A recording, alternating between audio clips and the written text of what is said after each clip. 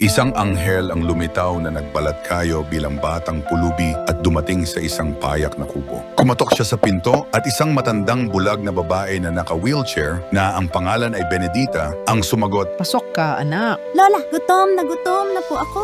Pwede mo po ba akong bigyan ng pagkain? Oh, bibigyan kita, sabi niya. Hindi man marami, pero sapat naman para mabusog ka. Maghahanda lang ako ng tanghalian natin.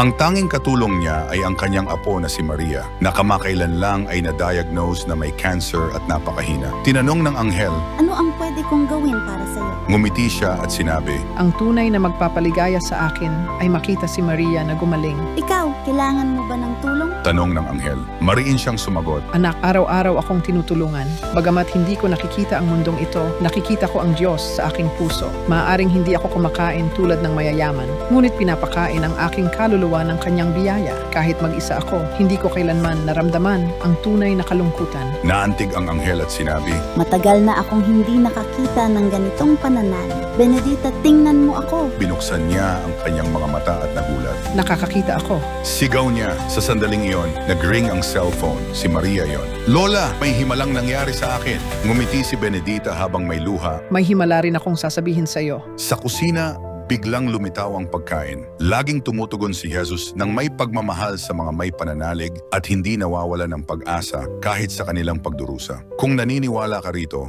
huwag kang mag-atubiling mag-amen at ishare ang kwentong ito ng pananalig at pag-ibig ng Diyos sa iba.